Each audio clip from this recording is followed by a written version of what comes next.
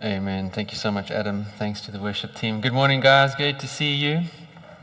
I don't know about you, but I am kind of like one of those movie watchers, where I try and figure out what's going to happen in the movie before it happens, trying to figure out what the twist is before the twist comes along. And usually I think I'm pretty good at it until I watch the movie The Sixth Sense. Anyone here seen The Sixth Sense? It was released, with one hand, thanks. It's our age group, was released in 1999. Many of you were in diapers, clearly. So let me tell you about it. It was about a little boy named Cole who had a very unfortunate gift of seeing dead people. In fact, that was the famous line from the movie, "I see dead people." And then many jokes and many advertisements came out as a result of it, like "I see beer" and all sorts of nonsense like that. Anyway, thank goodness for Cole. He had a very helpful psychologist in Dr. Malcolm Crowe, played by none other than Bruce Willis, the legend. And so he and this boy, they form a very close bond as Dr. Crowe helps him come to term with his gift, and of course all of the paranormal activity that kind of leaves you on the edge of your seat. But at the same time, we get a glimpse into Dr. Crowe's life, and we see his marriage that at one point was doing well, but now at one point in the movie is falling apart. And there's this heartbreaking scene where he gets to this restaurant late because it's their anniversary or something, because he's preoccupied with helping Cole. And in the scene, his wife doesn't say anything. She's got these tears rolling down her cheeks. And at one point, she takes her wedding ring off and she puts it on the table. And we think, oh dear, he's putting his work above his marriage. This is typical workaholic syndrome, destroying yet another marriage.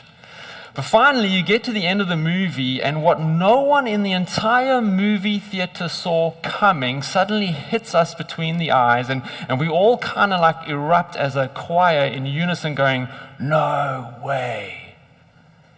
Because right at the end, we discover that Dr. Crowe himself was dead.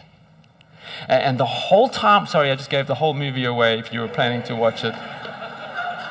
I should have warned you to cover your ears. I actually thought about putting that in my notes. Remind people. No, sorry. Anyway, so it's gone. Don't worry about watching it. So the whole time while you're watching the movie, you think, oh, it's just about a boy with this strange gift and about this workaholic psychologist whose marriage is falling apart. But then on a completely deeper level, you discover that Bruce Willis's character was one of the many dead people that Cole was interacting with. I remember Jay and I spoke about this movie for like weeks afterwards. He's like, oh, remember that scene? Or remember the scene in the restaurant? She wasn't angry with him. She was sad. She was missing him. And maybe taking the ring off her finger was a way of closure or something like that. And so once you got the underlying plot, you saw the movie in a whole new light. In fact, if you watched it the second time, it was like watching a brand new movie because you were watching it from a completely new perspective. And that's exactly what the remaining chapters in Mark's gospel are all about. Chapters 14, 15, and 16. Not dead people. In these last three chapters, we come to the end of Jesus' earthly ministry. And so on the one level, we will see the betrayal, and we will see the arrest, and we'll see the gruesome torture and the death of Jesus and his beloved disciples denying him and running away. And on that level, we see an absolute tragedy. We see inhumane evil. But then on a completely deeper level, we see the supernatural work of God. We see a sovereign God at work over evil. Or picture it like this. Picture it like two currents in the ocean. On the one hand, you see these kind of like these gentle swells that form into waves and they crash on the shoreline. But as soon as you wade in a little bit more and maybe you dive down, you find yourself being pulled sideways. And so what appears on the surface is completely different to what's going on down below. And so in these last three chapters, we'll see the surface current of man's will or the condition of man's heart. We will see the self-centered intentions of man that are brought about by so many various insecurities and the desire for comfort and wealth. We'll see their true desires. their true affections and their focus, which influences their decisions and their actions and their lifestyles and ultimately the consequences in their lives. But the second current is deeper and is not as easily perceived or initially even experienced, but it will triumph over the surface current. And that's the current of God's will, the secret sovereign will of God that has this mysterious ability to use the evil intentions and even the evil actions of man to bring about his will and the fulfillment of his will. Now, for those of you who are nerdy like me, this is known as the doctrine of concurrence or compatibility. That is that two different wills or two different plans with completely different motives can be working concurrently or at the same time in the same event to produce a desired outcome. Have a look at this. We can define it like this. The doctrine of concurrence affirms that God directs and works through the distinctive properties of each created thing, so like man, you and me, so that these things themselves bring about the results that we see. Meaning this. In this way, it is possible to affirm that in one sense, events that we see in life are fully or 100% caused by God, that's one level, and fully and 100% caused by the creature as well. Now, if that sounds very confusing and, like I said, very nerdy, let me show you the ultimate example of this doctrine at work as it pertains to what we are going to see in the remainder of our time in Mark's Gospel. Have a look at Acts chapter 2, verse 23 with me. This is directly after Jesus' ascension, and he sends down the Holy Spirit onto his disciples, who empowers them to speak in a variety of languages. And this draws a large crowd, and then Peter stands up and he delivers his first sermon, and at one point in his sermon he says this, verse 23, "This Jesus delivered up," talking about the cross, "delivered up according to the definite plan and foreknowledge of God, you crucified and killed by the hands of lawless men." So regarding the death of Jesus, we kind of see the surface current, right, of the cruelty and the evil intentions and the actions of man. Like Peter says, you crucified. So he's standing, this huge crowd is before him, the same crowd that was shouting, crucify him, when Jesus was arrested. And he says, you crucified and killed by the hands of lawless men. So they're completely guilty. And they're completely responsible for their intentions and their actions. But the whole time, there was this deeper underlying current directing everything. As Peter says, Jesus was delivered up according to the definite plan and foreknowledge of God. Do you see it? The surface current is the evil plans and actions of man. The deeper current is the salvation of man. Two completely different motives and plans at work in the same event. But because God is God, his plan is always going to work out. It's always going to triumph.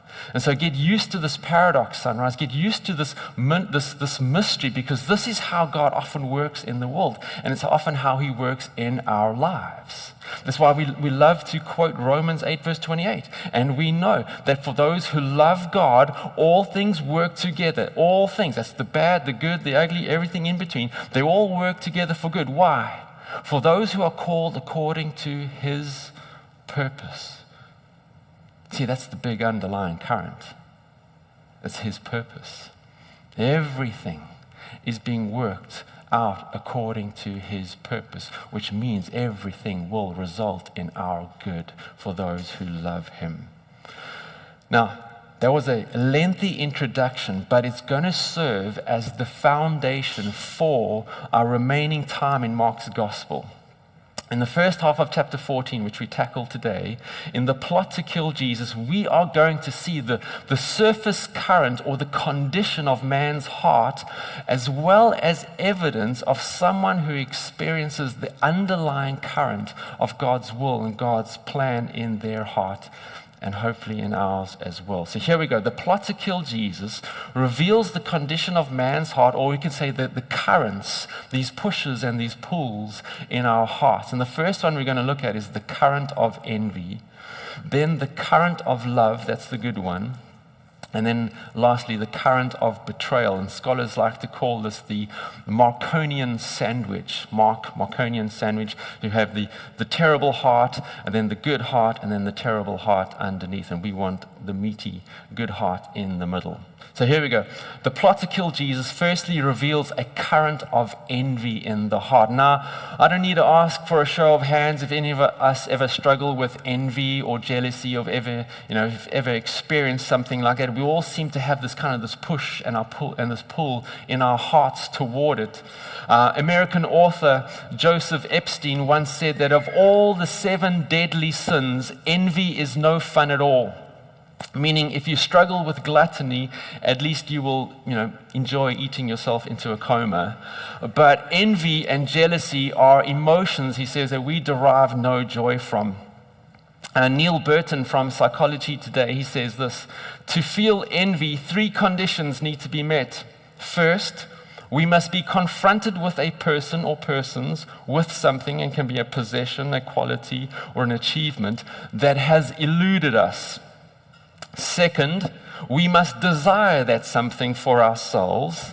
And thirdly, we must be personally pained by the associated emotion or emotions. And he says, I say personally pained because it is this personal dimension that separates envy from more detached feelings such as outrage or injustice. It's one of the most potent or powerful emotions that we can feel above others, like outrage and even injustice. So I was thinking, 3 very interesting observations that he makes. All 3, I think, we see in the religious leaders as they have related to Jesus throughout our journey in Mark's gospel. Have a look at chapter 14 now, from verse 1, and we'll see this envy or this jealousy in practice. He says, it was now 2 days before the Passover and the Feast of Unleavened Bread. And the chief priests and the scribes were seeking how to arrest him by stealth and kill him, for they said, not during the feast, lest there be an uproar from the people. Now, this is not new news at all. We've seen this since chapter 3, in fact, specifically verse 6 of chapter 3, directly after Jesus heals the man with the withered hand. And they set about or begin plotting how to bring about his demise. Then, in an attempt to discredit him in the crowd's eyes, they accused him of casting out demons by the power of Satan. And then just recently in chapter 12, if you remember, we saw wave after wave of tests and riddles from them in an attempt to trick Jesus into saying something or doing something that would give them evidence to have him arrested and then killed. And each time Jesus answered them with such wisdom, such authority that fueled the awe and the wonder of the crowds, but also their insane envy and jealousy. Notice too how they don't want the crowds to know what they're up to. And this just proves how irrational and how evil the current of envy can be in our hearts. They can see how Jesus' teachings have benefited the crowds, not to mention his miracles of healing people and deliverance from demonic possession.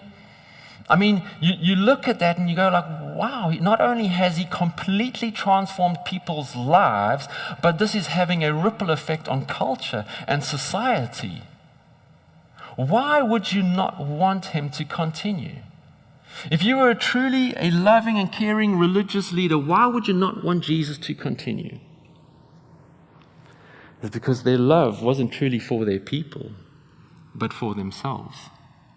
For their authority, for their own status, that was now being threatened by the superior ability of Jesus. We can kind of like shake our heads in disapproving judgment of them, but we know that they would be hypocritical of us if we did that. Because why can't we even celebrate the promotion of a colleague over us? And I'll just be completely honest with you. Why do I struggle to hear sometimes of other churches growing and making such an impact in the world? And I'm thinking, Jason, we're on the same team.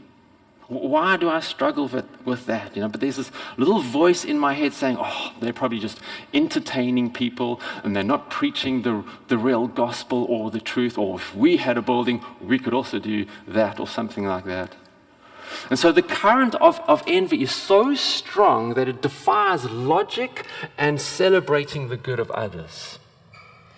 Nuala Walsh, who is a behavioral scientist, suggests that to neutralize envy, we must firstly reorient toward gratitude. She says, appreciate what you have. Concentrate on your own capabilities to boost self-esteem. She says this reorientation helps you accept others' success. She also suggests reduce relative comparisons. She says comparisons only make you feel bad, like discovering a colleague's salary. She says, rather compare yourself downwards. Measure your present self against your past self to appreciate how far you've come. And she goes on to suggest a number of really good practical sounding principles. But now, with all respect to the psychology profession, I kind of feel like that's just putting a Band-Aid on a gaping wound that just refuses to heal. Behavior modification doesn't deal with the root of behavior, the root cause. Surface solutions won't get down to those deep-rooted problems. A deeper solution from a deeper current is our only hope. And we see a hint of this in verse 1. Mark very intentionally tells us in verse 1 that it was 2 days before the Passover and the Feast of Unleavened Bread. So the Passover festival, if you remember, was a celebration of God leading his people, the nation of Israel, out of Egypt, out of slavery in Egypt to the promised land in Canaan. And remember what they had to do. They had to sacrifice the lamb and paint its blood above the doorpost so that the angel of death would pass over their house and they wouldn't be affected. So everyone who didn't do this, namely the Egyptians, they would experience the death of their firstborn as judgment for how they had treated the people of Israel and were stubbornly refusing to let them go. Now what we have here is the religious leaders are now plotting the death of Jesus, who is going to be the once-for-all Passover lamb who will set us free from the slavery of sin, death, and the devil, and therefore sinful behavior like envy. So the sacrifice of Jesus deals with the deep-rooted cause of our behavioral issues. You see, sin is a creational issue, or rather we should say sin is a fallen creational issue, and therefore we need our Creator to deal with it. Once we've dealt with the spiritual issue, we can then begin to apply really good practical principles like the ones Walsh is suggesting. So what does that look like? As in, what does it look like when the deeper current of God's will and God's plan grabs hold of our hearts with these predispositions towards things like jealousy and envy, to name but a few? Well, Mark now introduces us to the next character in this account, or this plot to kill Jesus, and this is the current of love in the heart. So the argument here is the only way to change is through an overriding, stronger current to come into our hearts and wash out the currents, if that makes sense. So let's look at an example of this. Mark is going to introduce us to Mary, not Mary as in Jesus' mother, or neither Mary Magdalene, but Mary as in Mary and Martha Mary. Their brother Lazarus was the one whom Jesus raised from the dead not long before Jesus' final week in Jerusalem. Mark doesn't give us her name in his account, but the other Gospels do. In fact, John's Gospel goes into great detail and tells us how close Jesus was to this family of Mary, Martha, and Lazarus, and how close they were to him. So in knowing Jesus very well and seeing her brother raised to life right in front of her very eyes, and knowing that Jesus is the resurrection and the life, which is what he told her sister Martha, she knows very well what is going to happen to Jesus in Jerusalem. So have a look at what she does. From verse 3 says, "And while he, Jesus, was at Bethany in the house of Simon the leper, as he was reclining at table, a woman, Mary, came in with an alabaster flask of ointment of pure nard, very costly. And she broke the flask and poured it over his head. There were some who said to themselves indignantly, 'Why was this ointment wasted like that? For this ointment could have been sold for more than 300 denarii and given to the poor.' And they scolded her. But Jesus said, 'Leave her alone. Why do you trouble her? She has done a beautiful thing to me. For you always have the poor with you, and whenever you want, you can do good for them. But you'll not always have me. She has done what she could. She has anointed my body beforehand for burial.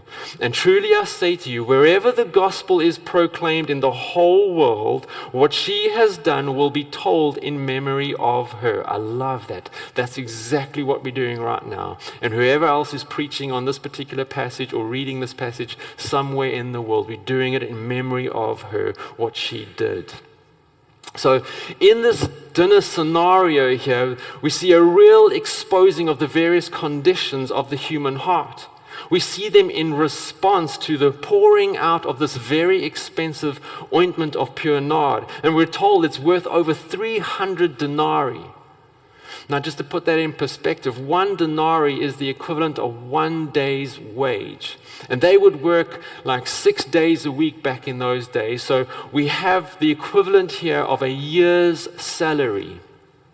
Furthermore, she breaks the neck of the bottle so that it cannot be used again. It would come in this bottle that would become a very thin neck with a little lid on top, and she broke the neck of it, so she had to use the whole contents.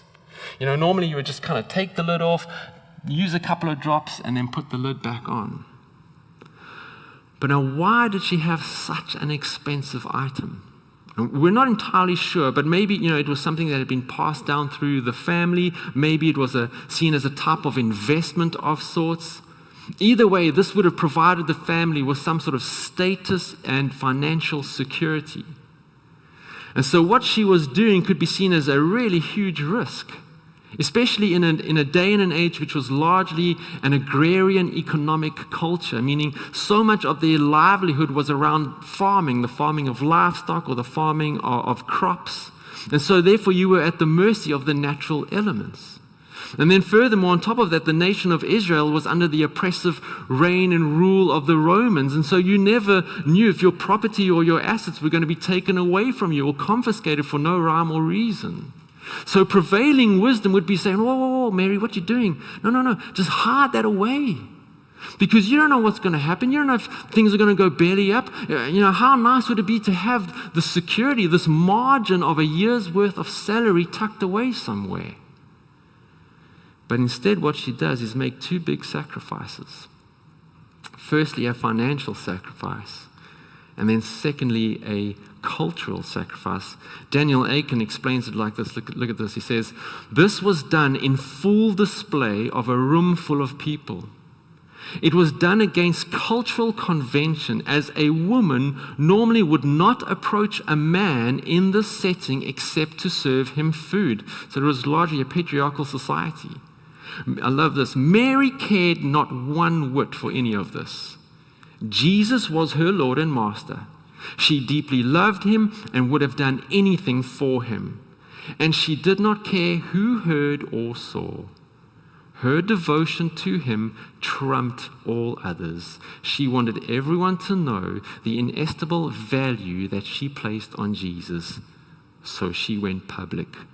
No one could deny or doubt where her loyalty lay. What a beautiful moment. But not everyone agreed with this, meaning not everyone shared the same sentiment toward Jesus. Look again at verse 4. It says, "There were some who said to themselves indignantly, 'Why was this ointment wasted like that? For this ointment could have been sold for more than 300 denarii and given to the poor.'" So to them, pouring it all out on Jesus was considered a waste. And then they try and justify their statement by saying, hey, it could have been contributed to the well-being of the poor. So who on earth is saying this? For that we go to John's Gospel. Have a look at this. John 12, verse 4. But Judas Iscariot, one of his disciples, he who was about to betray him, said, verse 5, why was this ointment not sold for 300 denarii and given to the poor? Verse 6, he said this, not because he cared about the poor, but because he was a thief. And having charge of the money bag, so of the 12, he was kind of like the treasurer. And so he would, as John says, he used to help himself to what was put into it. And so you can imagine his eyes lit up when he saw this very expensive item. He's like, oh man, if I had 300 denarii. And so remember, we're talking here about the plot to kill Jesus, how it exposes the various conditions of the heart. Well, Judas did not care about the poor. John makes it very clear. But by implication, he also doesn't care about Jesus. He cares about his pocket. If the current in the heart of the religious leaders was jealousy and envy, then the current in the heart of Judas was nothing but currency. But more on him in the last point. The question I want us to answer here in this moment is what happened to Mary's heart that would result in this extravagant love and devotion to Jesus? What happened in her heart that would convince her that Jesus was her ultimate security, not this expensive item that she had, and that the love of Jesus was worth more than cultural acceptance and alignment? And can we have the same thing happen to us? Can the same thing happen to us so that as an example, our financial security or even our emotional security finds its place under the overriding current of extravagant love for Jesus? For that, Jesus answers the question for us in the form of a parable in Matthew 13. Have a look at this, verse 44. He says, the kingdom of heaven is like, what is the kingdom of heaven like? He says, it's like treasure hidden in a field, which a man found and covered up. Then in his joy, he goes and sells all, not some, all that he has and buys that field. It's a brilliant analogy from Jesus, isn't it? Because we know that this would make sense if it was literal and not metaphorical, not made up. I mean, imagine you walking around a prospective property that you want to buy. Where is there property still on this island? Maybe East End or Cayman Brack or something like that, right? And you're walking around and you discover some treasure. And as you lay your eyes on it, you know, well, this is worth billions and billions of dollars. So you cover it up quickly. You don't want the real estate agent to see what you've just seen. And you go, listen, I'm going to take it. Don't worry, I'm going to take the property. And you don't waste your time going to the bank and trying to get a loan. You sell your Mustang, you sell your BMW, you sell your mansion, as we do, and we sell all of our investment properties and all of the shares that we have. And if the property was worth $300,000, we give them everything that we have just to guarantee that we get that property.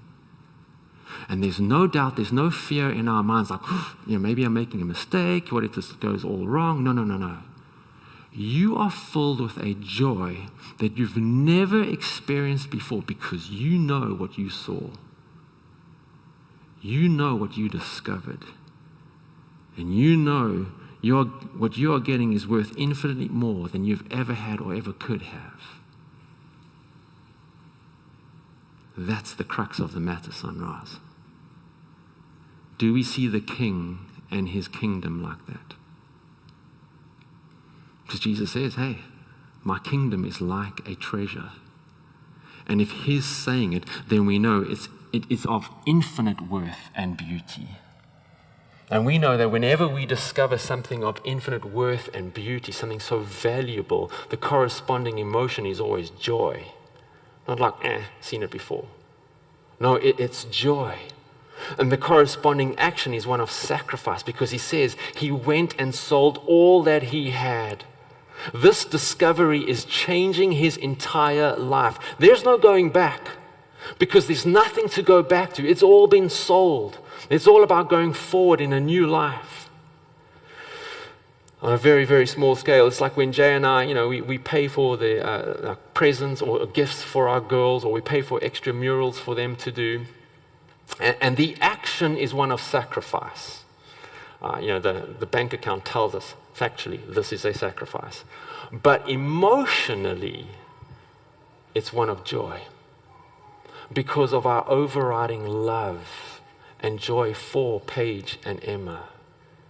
Supreme joy in something or love for something produces sacrifices that don't feel like sacrifices.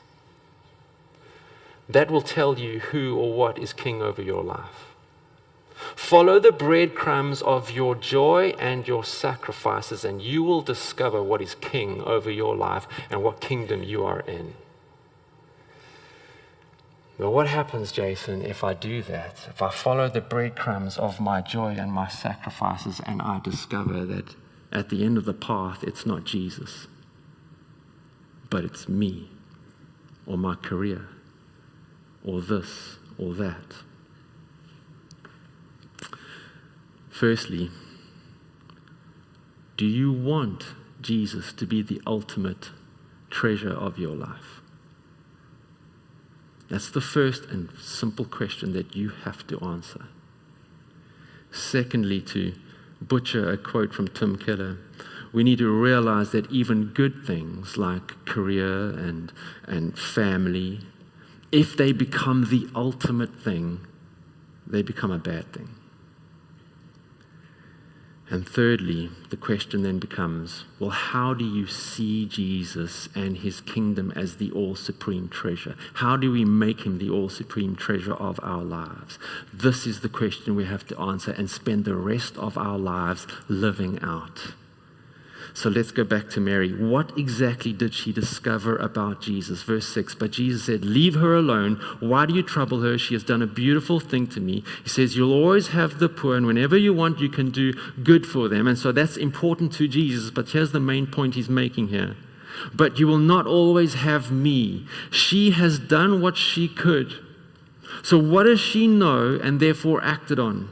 He says, she has anointed my body beforehand for burial. So like we said earlier, she's experienced Jesus raising her brother back to life, proving he is the resurrection and the life. And she knows that he is heading toward the cross, where he will then become the resurrection and the life for every single human being in this world who places their faith in him. And she's playing her part in preparing him for that. And it's not like it was a secret. Jesus not only declared it here, but on numerous occasions, especially from Mark chapter 8 onwards, he was very open about where and why he was going to Jerusalem. It's the undercurrent of God's will. It's his plan for fallen humanity, you and me. See, Sunrise, the secret to extravagant sacrificial love for Jesus, that it's not going to feel like a sacrifice, it's going to feel like joy, is to first experience the extravagant sacrificial love Jesus has for you. Nowhere is this clearer than on the cross. And so the greatest advice that I can give you is the greatest advice that I received, and that is preach the gospel to yourself every day. I'm not perfect in doing it, but it's become a mindset for me. Preach the gospel. Remind yourself of what Jesus did for you. Who was I before Jesus saved me? Can you imagine where you would be without him? And then what did he do? Could you contribute towards it? No. And who am I now because that he has saved me? What is he doing in me? What has he promised to complete in me until the day he returns? Allow the Holy Spirit, who has been given to you because of the gospel, to make it more and more real to you. And you know what will start happening? The predisposition in our hearts towards things like jealousy and envy and lust and self-centeredness and fear and insecurities and anxiety, they'll begin to be washed out by the superior current of Jesus' love, grace, and mercy. But like we see, not everyone sees what Mary sees. Mark now continues to contrast the currents in Mary's heart and Judas's heart. So let's look at the last one, a current of betrayal in the heart. A betrayal is the result of a superior allegiance to something or someone else. And Mark, and particularly John's gospel, has alluded to what that is in Judas's heart. But let's see it in action. Verse 10. Then Judas Iscariot, who was one of the 12, went to the chief priests in order to betray him to them. And when they heard it, they were glad. And of course they were glad. Their hearts are full of jealousy and envy, so they're only too glad to finally find a way to bring about the end of Jesus. The demise of others fuels the flame of envy. And so what do? They promised to give him some money. In fact, Matthew's gospel says, Judas asked them, hey, what will you give me if I give him over to you? And they say, 30 pieces of silver. Now, what is so significant about 30 pieces of silver? It's not a lot of money, even for them back in those days. 30 pieces of silver, according to the Old Testament law, was the price of a slave's life. If you, or more precisely your bull, according to Exodus 21:32, gored another person's slave to death, you would have to compensate with 30 pieces of silver and then kind of stone your bull to death. That's apparently it happened because it's a law, right? So the religious leaders were saying Jesus' life was worth nothing more than a slave. And was Judas happy with this? He sought an opportunity to betray him. But you know what grates me the worst about this is that Mark insists on putting in the phrase, Judas Iscariot, who was one of the 12. It just makes the betrayal so much worse, doesn't it? Betrayal is so bad when it's close to home. I mean, a man, think about it, who had been with Jesus through it all. Seeing Jesus do incredible, seeing Jesus walk on water. Life-threatening storms, amazing teachings, the healing of all sorts of diseases and disabilities, casting out creepy demons, raising the dead, sitting around a campfire at night, listening to Jesus talk about the wonders of the kingdom of God. Can you imagine experiencing that? And yet, what does he do? Where's his allegiance? And so I sometimes wonder if Jesus had Judas in mind when he taught on money, when he said this in Matthew 6:24, no one can serve two masters, for either he'll hate the one and love the other, or he'll be devoted to the one and despise the other. You cannot, Jesus says, serve God and money. He says there are no exceptions. No one can serve two masters. We were not created to be dual servants. I'm going to serve a little bit here, serve you a little bit over there. No, it doesn't work like that. Just like it would be very difficult to be in two currents at the same time. Sooner or later, the stronger pull will win and lead you to where it is going. Meaning the stronger current in your heart will begin to be seen in your allegiance and in some cases play out as deceptive betrayal of the other. And so I can't but wonder if Jesus gave Judas a look out of the corner of his eye when he taught on this. So, in the story of the plot to kill Jesus, we've seen two plots.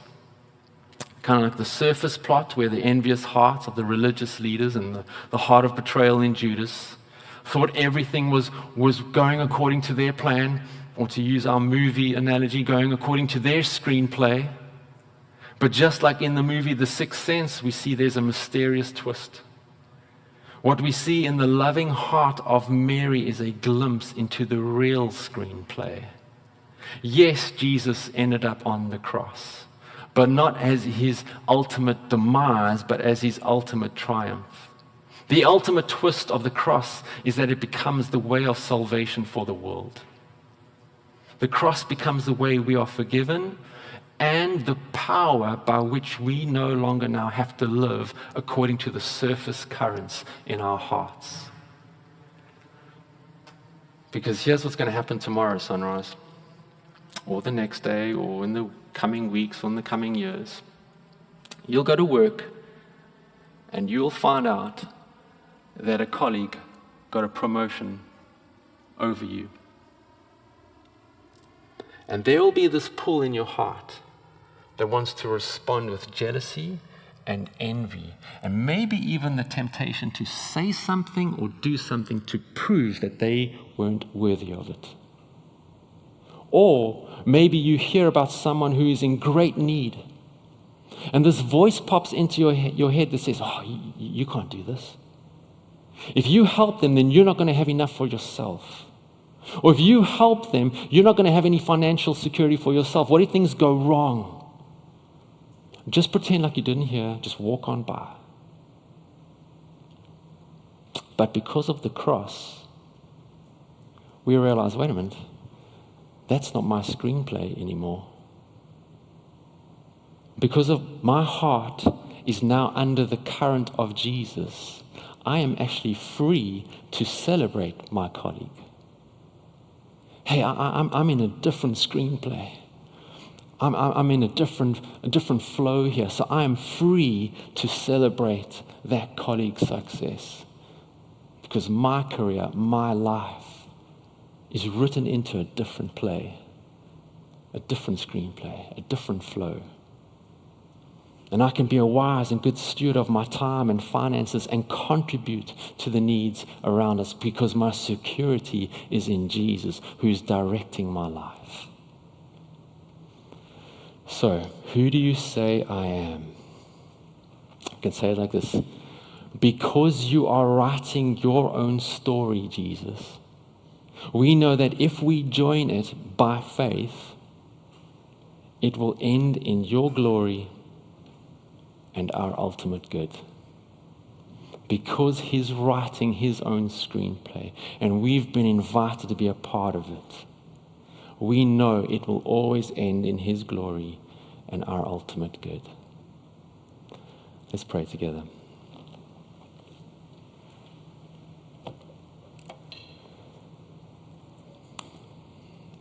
Jesus, I can't thank you enough for that good news that you are sovereign. Even though we look at things in this world that are happening, and maybe even things in our own lives, and nothing seems to be going according to plan, we can rest in the fact that there is an undercurrent. There's a twist to this story. That undercurrent, that twist is you. That you have the love, the mercy, and the grace and the power to rewrite it, to use it for your glory and our good. And the proof is the cross. The cross where all these evil men, with all of their evil intentions, thought that they were bringing you to an end, were just playing straight into your plan and your purpose for us. So I pray that this would bring great encouragement to us. But secondly, Jesus, I also want to pray for us that you know our hearts. You know that we still struggle with these surface currents towards things like envy and jealousy and fear and insecurities and lust and anxieties. But because of the cross, we don't need to go there. We don't need to have those things overpower us. And so, Holy Spirit, would you grab hold of our hearts, fill them with assurance, fill them with love, fill them with security in Jesus. Please, Jesus, we trust in you for this. Amen. I think a great way to conclude our service is to participate in communion together. I'm going to ask our team if they wouldn't mind handing out the elements. And then one of our elders, Erwin, is going to come and lead us in the moment. But if you're here and you're kind of still checking out Christianity, you're not entirely sure if you've crossed the line of faith, and I just want to encourage you just to allow the elements to pass you by until you make that decision. This is something that we as Christians do. It symbolizes what Jesus accomplished on the cross for us. And like I said, our journey over the next couple of weeks, we're going to dive deep into what Jesus did for us on that cross. Thank you. Erwin, I'm going to hand over to you.